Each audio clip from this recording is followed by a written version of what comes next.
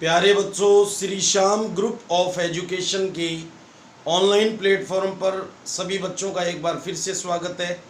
मैं सुनील शर्मा, विज्ञान विषय का अध्यापक। तो अपना पाठ चल रहा था, पाठ नंबर 3,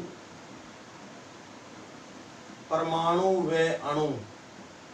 परमाणु व अणु, ठीक है। परमाणु व अणु, कक्षा 9, कक्षा 9। ओके, तो देखो, इस पार्ट में हमने आपको बताया था, जो क्वेश्चन है वो कंप्लीट करवा दिए थे, ठीक है।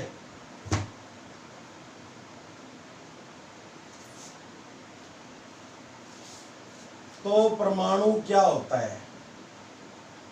परमाणु क्या होता है,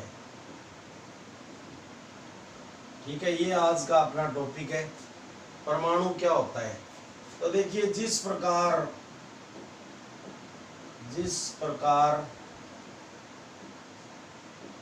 ईंटों से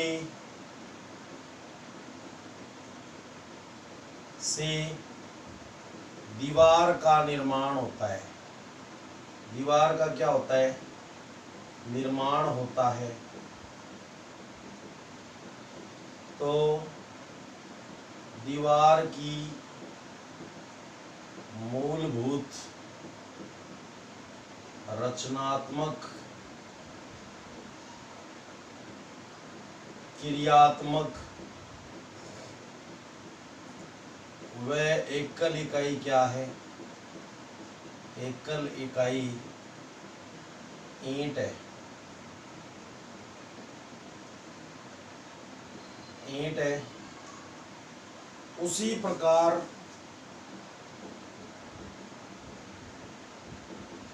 किसी पदार्थ की, किसी द्रव्य यानी पदार्थ की मूलभूत रचनात्मक, क्रियात्मक व एकल इकाई क्या है? एकल इकाई परमाणु है। एकल इकाई क्या है? परमाणु है, ठीक है। और वैसे देखा जाए तो पदार्थ की वह छोटी से छोटी अवस्था, छोटी से छोटी अवस्था जिसे और अधिक विभाजित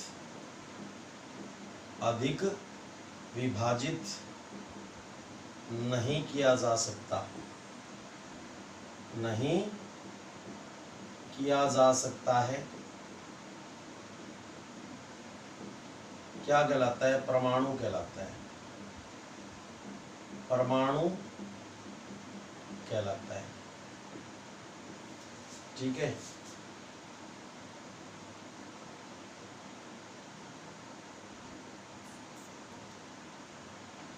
तो देखिए,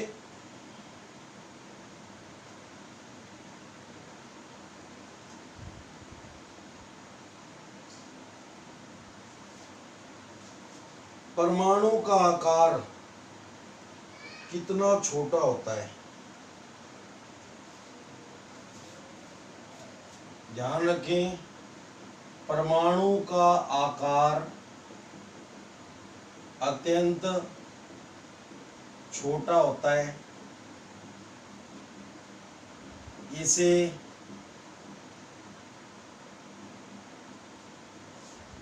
नगन आंखों द्वारा, यानी बिना किसी यंत्र के, नगन आंखों द्वारा देखना संभव नहीं है। इसे हम किससे नहीं देख सकते? नगन आंखों से नहीं देख सकते।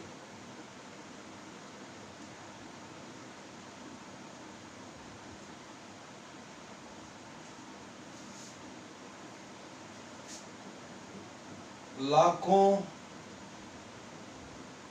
परमाणु आपस में मिलते हैं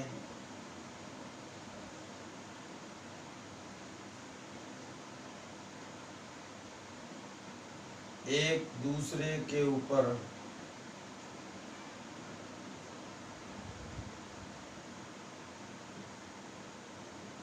मिलते हैं तो कागज की एक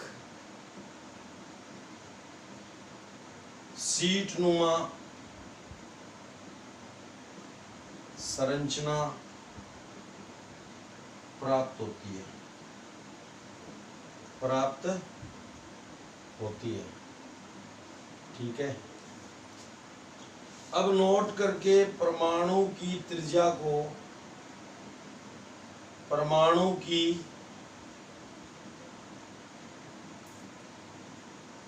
को किसमें मापा जाता है? नैनोमीटर में। नैनोमीटर यानी एनएम में मापा जाता है। नैनोमीटर में मापा जाता है।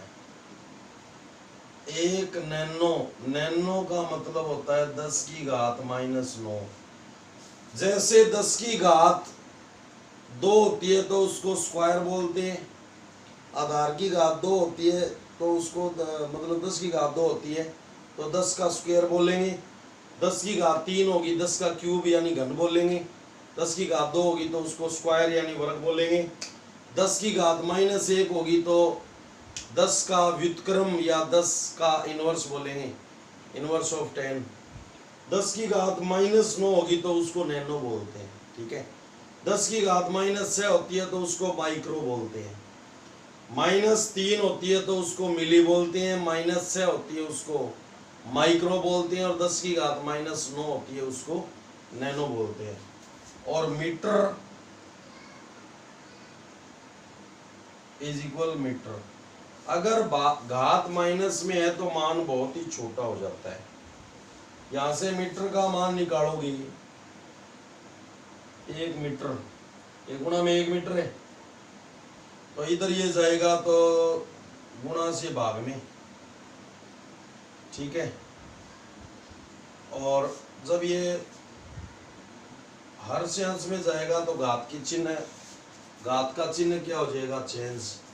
यानी 1 मीटर में 10 की घात +9 नैनोमीटर होते हैं और 1 नैनोमीटर में 10 की घात -9 मीटर होते हैं, ठीक है। अब देखो सापेक्ष आकार। त्रिज्या मीटर में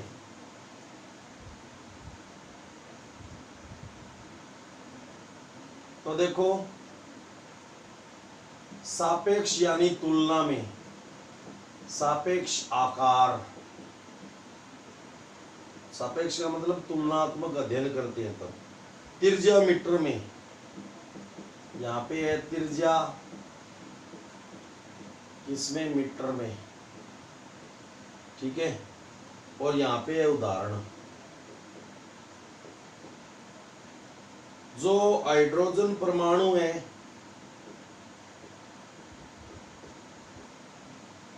उसकी त्रिज्या कितनी? 10 की घात -10 मीटर। जल का अणु है, जल अणु, उसकी त्रिज्या 10 की घात -9 मीटर। हीमोग्लोबिन अणु है जो खून में पाया जाता है, हीमोग्लोबिन अणु HgB, उसकी त्रिज्या 10 की घात -8 मीटर है। रेत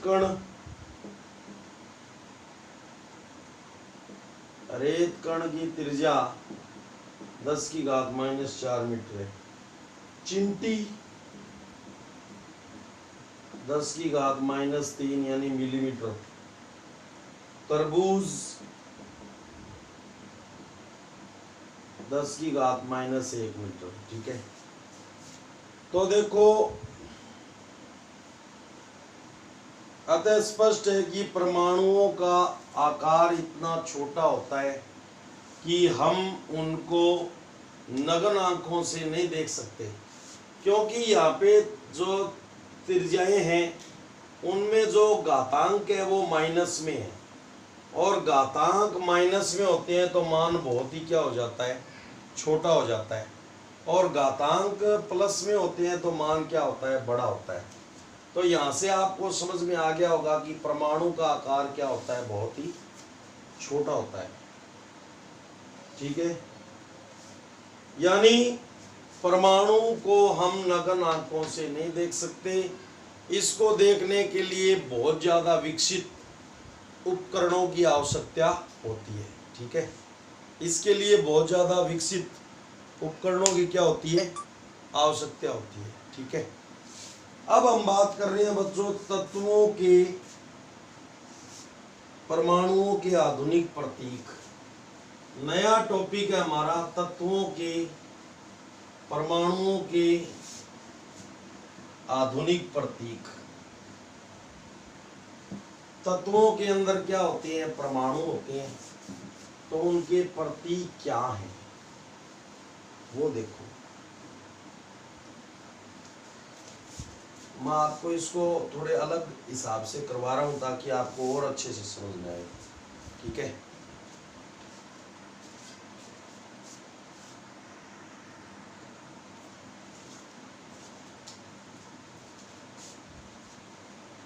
तत्वों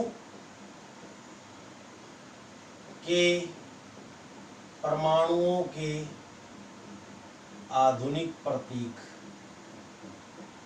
आधुनिक प्रतीक। ठीक है, तो तत्वों को उनके नामों की अपेक्षा, तत्वों को उनके नामों की अपेक्षा उनके प्रतीकों के रूप में लिखना, उनके प्रतीकों के रूप में लिखना, प्रतीकों के रूप में लिखना अधिक सुविधाजनक होता है। अधिक क्या होता है, सुविधाजनक होता है। जैसे एक तो हाइड्रोजन लिखें और एक क्या लिखें, H, तो हाइड्रोजन का प्रतीक क्या हो गया, H हो गया। ठीक है, अधिक सुविधाजनक होता है। तो डाल्टन ने सर्वप्रथम तत्वों के प्रतीक का, तत्वों के परमाणुओं को भी कह सकते हो आप,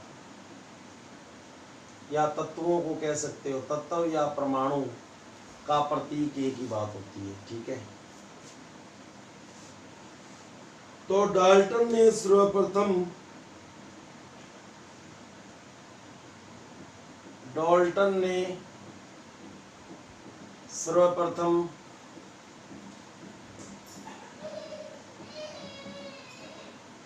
तत्वों के प्रतीक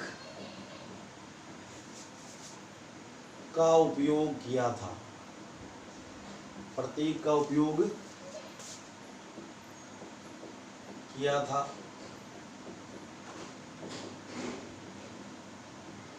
ठीक है, डाल्टन ने सर्वप्रथम तत्वों के प्रतीक का उपयोग किया था।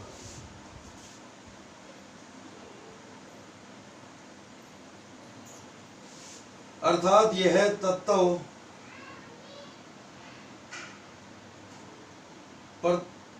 यह प्रतीक तत्व के परमाणु को प्रदर्शित करता है। अर्थात यह प्रतीक तत्व के परमाणु को क्या करता है, प्रदर्शित करता है, परमाणु को प्रदर्शित करता है। ठीक है, परंतु इनके द्वारा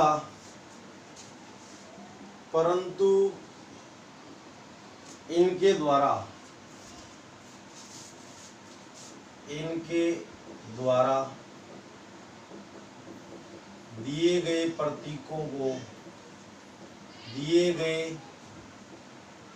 प्रतीकों को मान्यता प्राप्त नहीं हुई, यानी इसको निरस्त कर दिया गया, मान्यता प्राप्त नहीं हुई। ठीक है, अब देखो इन्होंने कौन कौन से प्रतीक दिए थे।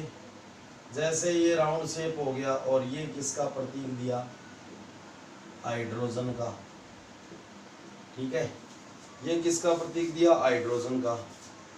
और फिर ये गोल शेप बना के और इसको काला कर दिया था। ठीक है, ब्लैक, कार्बन का अर्थ होता है काला, तो इसको क्या कर दिया, काला कर दिया। ठीक है, तो ये प्रतीक किसका दिया था, कार्बन का। ऑक्सीजन का ये प्रतीक दिया था, ऑक्सीजन। ठीक है, उसके अलावा फास्फोरस का ये गोल करके और इसमें उल्टे वाई का सा निशान। ठीक है, ये किसका प्रतीक दिया था, फास्फोरस का। ठीक, सल्फर का ये गोल करके और बीच में प्लस का निशान, ये किसका, सल्फर का। आयरन ये गोल करके बीच में आई लिख दिया, तो क्या बन गया, आयरन। ठीक है, कॉपर बीच में लिख दिया तो कॉपर, साइप्रस नाम से लिया था ये।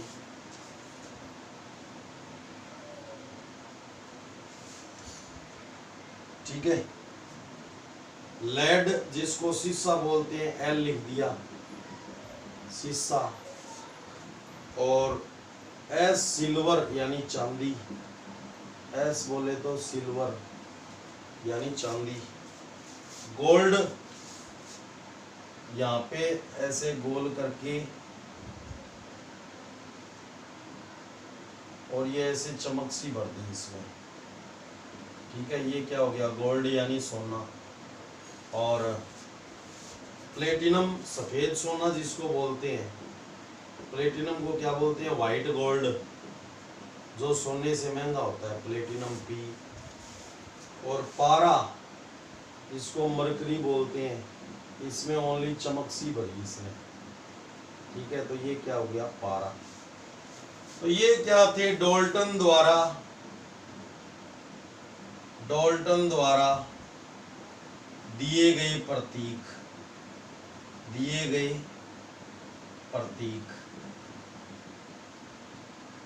डाल्टन ने ये प्रतीक कैसे दिए थे, दिए गए तत्वों के प्रतीक।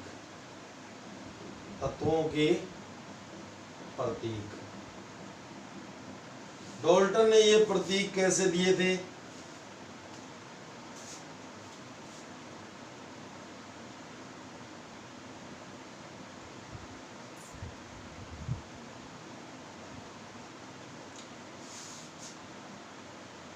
डाल्टन ने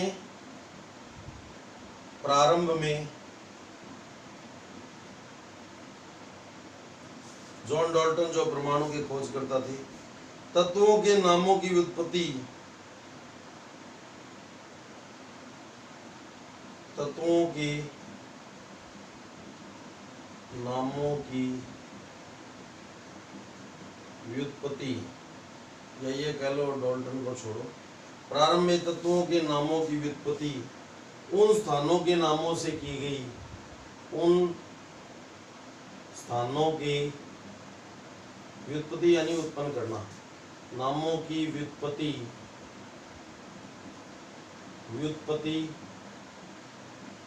उन स्थानों के नामों से की गई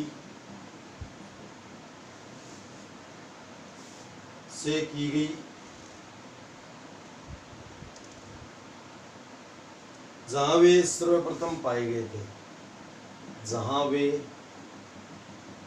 सर्वप्रथम पाए गए थे।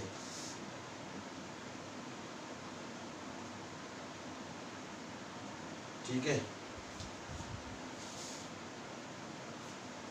उदाहरण, कॉपर का नाम साइप्रस से व्युत्पन्न हुआ।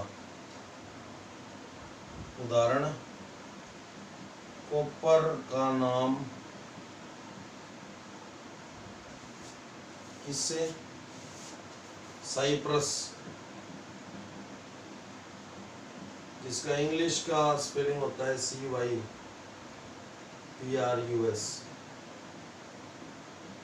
से व्युत्पन्न हुआ।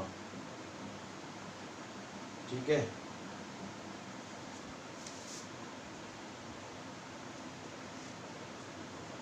कुछ तत्वों के नामों को विशिष्ट रंगों से लिया गया।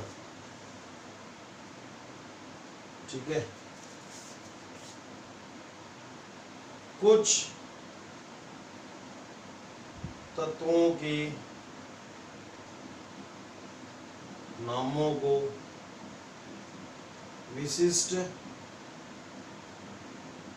रंगों से लिया गया। रंगों से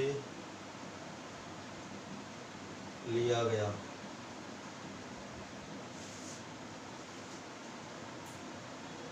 लिया गया।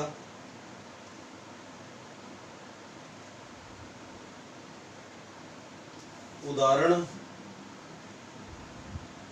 स्वर्ण यानी सोना यानी गोल्ड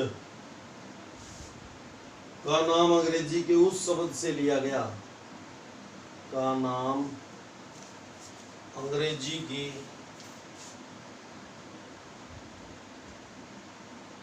उस शब्द से लिया गया, उस शब्द से लिया गया जिसका अर्थ होता है पीला।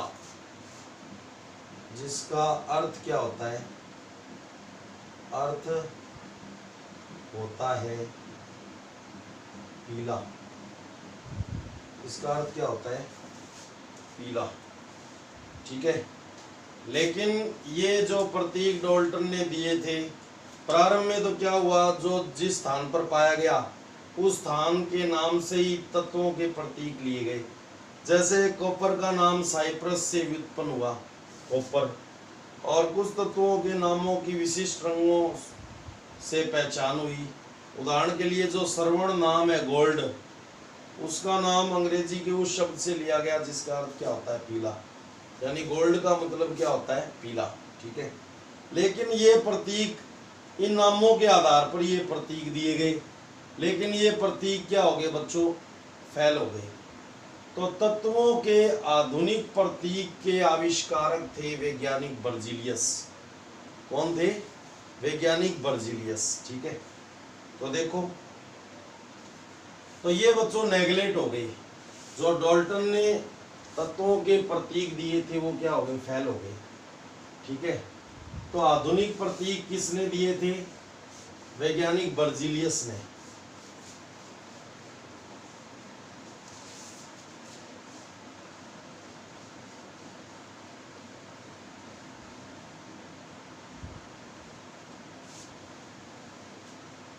तो देखो,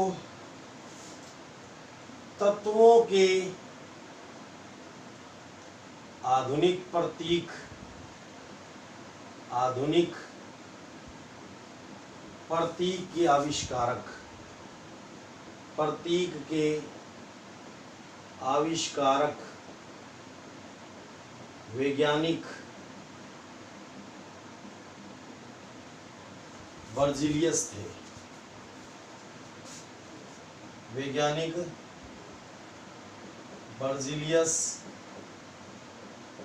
थे। तत्वों के आधुनिक प्रतीक के आविष्कारक कौन थे? वैज्ञानिक बर्जीलियस थे। बर्जीलियस के द्वारा दिए गए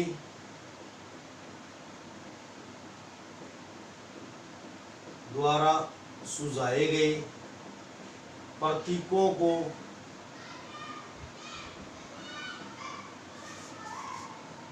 गए प्रतीकों को IUPAC से मान्यता प्राप्त हुई, मान्यता प्राप्त हुई। अब ये IUPAC क्या है बच्चों? ये बच्चों रसायन विज्ञान के अंदर एक संगठन है, IUPAC। इसका पूरा नाम होता है international union of pure and applied chemistry. ठीक है, हिंदी में इसका अर्थ होता है बच्चों अंतर्राष्ट्रीय शुद्ध विशुद्ध विशुद्ध प्रयुक्त रसायन संघ, प्रयुक्त रसायन संघ, अंतर्राष्ट्रीय शुद्ध विशुद्ध प्रयुक्त रसायन संघ। ठीक है भाई, ये एक संगठन है बच्चों रसायन विज्ञान का। इसने किसी भी तत्व या यौगिक का नाम जो सेट कर दिया वो पूरे वर्ल्ड के अंदर माना जाता है। यानी ये अंतर्राष्ट्रीय लेवल का क्या है, नामकरण पद्धति है बच्चों। एक साधारण नाम होता है, एक IUPAC नाम होता है। तो IUPAC संगठन ने जिस तत्व का या जिस यौगिक का, जिस रसायन का नाम फिक्स कर दिया, पूरे विश्व में उसको उसी नाम से जाना जाता है। समझ में आ गई बात? तो IUPAC से मान्यता प्राप्त हुई किसको? जो तत्वों के आधुनिक प्रतीक के आविष्कारक कौन थे? वैज्ञानिक बर्जीलियस। बर्जीलियस ने जो तत्वों के प्रतीक सुझाए थे, ठीक है, या जो प्रतीक दिए थे, दिए गए प्रतीकों को ये कहलवा। ठीक है, IUPAC से क्या प्राप्त हुई? मान्यता प्राप्त हुई। ठीक है,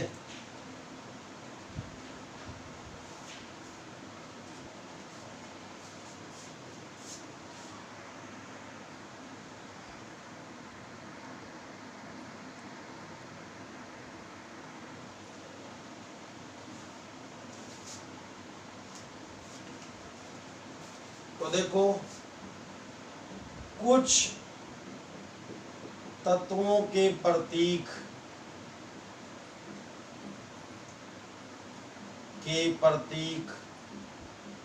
उनके अंग्रेजी नामों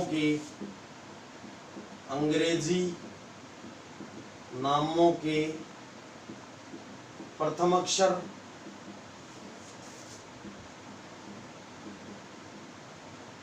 प्रथम दो अक्षर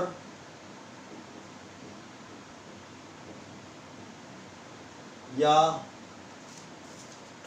प्रथम अक्षर व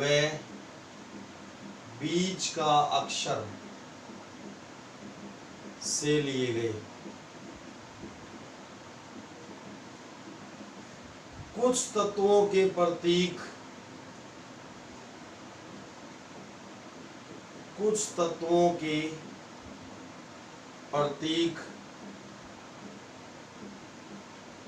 उनके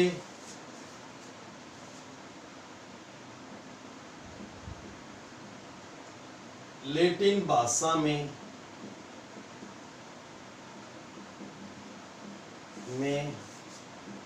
नामों से लिए गए। जैसे सोडियम होता है, उसका लैटिन भाषा में नाम क्या होता है? नेट्रियम, इसलिए Na प्रतीक लिया गया। इसी प्रकार से जो लोहा होता है आयरन, उसका लैटिन भाषा में नाम होता है फेरम, तो Fe लिया गया। ठीक है, सोडियम का प्रतीक क्या है? Na। तो इसका लैटिन भाषा में नाम क्या होता है? नेट्रियम।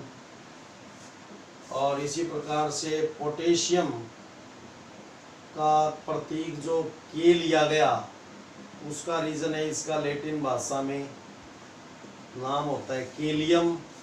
और जो आयरन यानी लोहा है, आयरन यानी लोहा, उसका प्रतीक जो Fe लिया गया, इसका लैटिन भाषा में नाम क्या होता है? फेरम। अब नोट करके बर्जिलियस ने क्या बताया था, किसी भी तत्व का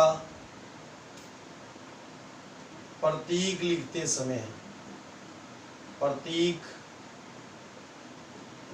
समय प्रथम अक्षर बड़ी ABCD में, प्रथम अक्षर कैसे? बड़ी ABCD में, ठीक है। वह बाद के अक्षर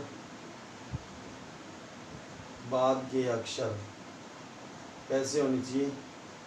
छोटी ABCD। बाद के अक्षर कैसे होनी चाहिए? छोटी ABCD, छोटी ABCD में लिखे जाने चाहिए,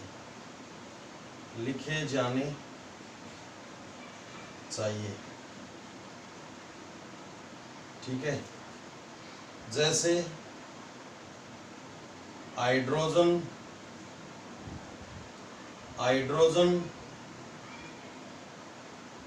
का H, और आप देख सकते हो अगर CO आपने लिखा तो ये तो कोबाल्ट है, और आपने CO ऐसे लिखा तो ये कार्बन अलग हो गया और ऑक्सीजन अलग हो गया। ये दो तत्वों से यौगिक बन गया। नाम क्या है इसका? Carbon monoxide. लिखा तो आपने दोनों को ही, तो ये एक यौगिक बन गया कार्बन मोनोऑक्साइड, ठीक है। और उसके बाद में ये तो एल्यूमिनियम है, ये तो क्या है? एल्यूमिनियम। और ये कुछ भी नहीं है, ठीक है। इसी प्रकार से ये तो कॉपर है, कॉपर का प्रतीक, और ये आपने ऐसे लिख दिया तो ये कार्बन है, और ये क्या है? यूरेनियम है, जो 92 नंबर पे आता है, यूरेनियम। तो लिखने में क्या होता है? अंतर होता है। पहला अक्षर बड़ी ABCD का और बाद के अक्षर छोटी ABCD के। ये वही बात है बच्चों, रोको मत जाने दो। ये एक हिंदी का स्टेटमेंट है, रोको मत जाने दो। अलग विराम यहाँ पे लगा दे, रोको मत जाने दो, तो बच्चा नहीं जाएगा। यहाँ पे लगा दे रोको मत जाने दो, तो अलग अलग अर्थ हो गए दोनों के ही। वाक्य दोनों सेम ही है, लेकिन अलग विराम से अलग अलग अर्थ निकल रहे हैं। ये हिंदी की भाषा है और ये हमारे साइंस की भाषा है। तो साइंस की भाषा में किसी भी तत्व का प्रतीक लिखते समय प्रथम अक्षर बड़ी ABCD का और बाद के अक्षर छोटी ABCD में होने चाहिए। तो तत्वों के आधुनिक प्रतीक के आविष्कारक कौन थे? वैज्ञानिक बर्जिलियस। समझ में आ गई बात? तो उसके बाद में हम आपको कुछ तत्वों के प्रतीक की सारणी बताएंगे, वो आपको बच्चों नेक्स्ट वीडियो के अंदर बताएंगे। आज के लिए इतना ही, धन्यवाद। ठीक है, आप इसको अच्छे से पढ़ेंगे। Okay, thanks.